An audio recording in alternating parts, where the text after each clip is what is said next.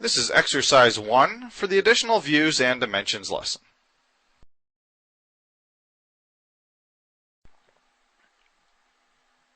To begin exercise 1, again select New, select the 8.5 by 11 inch drawing template and select OK.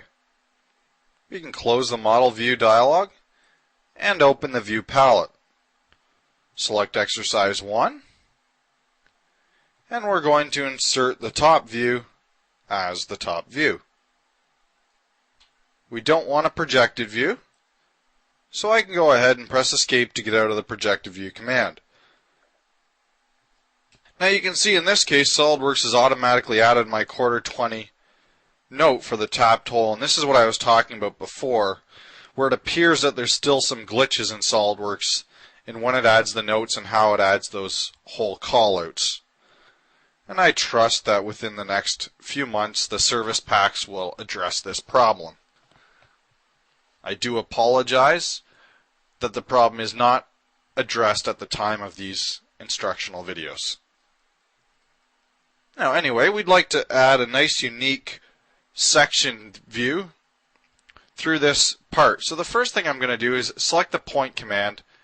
I'm going to add a point in the center of each of the circles that I want my section view to slice through.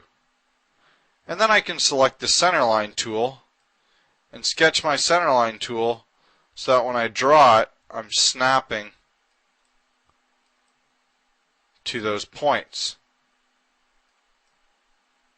My main reason for doing that is now we know that that geometry is going through the middle of those particular points. In this case I didn't quite snap to it, so I'm just going to select the line in my point and select coincident again.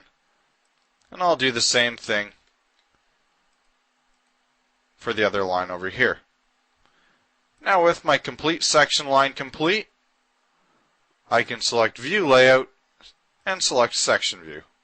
And I can come down below my view and drop my section view. Again, the section view is backwards, so I'll flip the arrows and rebuild my section view. You can see again we got our note for our quarter 20 tapped hole, which is nice.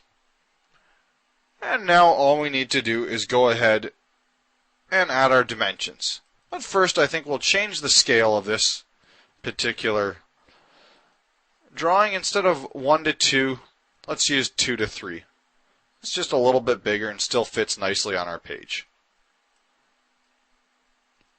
This note would be better on the top hole, so I'm going to grab the end of the note and drag it up to this top hole. That makes it a little nicer. And the first thing I'll do for my dimensioning is select Sketch and select Circle.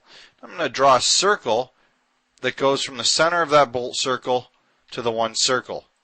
And now I can select that circle I just sketched, select my dimension command, and dimension that circle as a driven dimension. Now I have a dimension for our bolt circle for those quarter 20 tapped holes.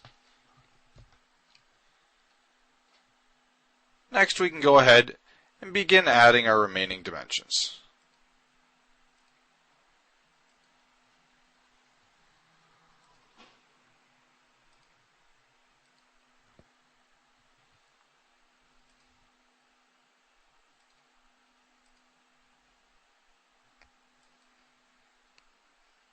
Now for the sake of time, I'm not going to add all of my dimensions.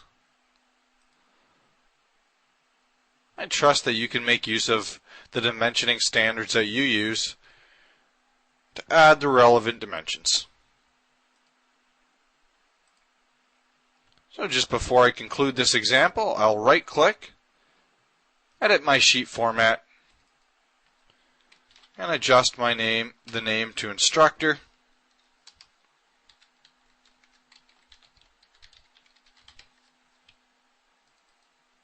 And change who's checked this drawing, and then return to editing my sheet. So as I said, you can conclude adding your dimensions using the correct dimensioning standards, and when you're finished, save your file as exercise 1.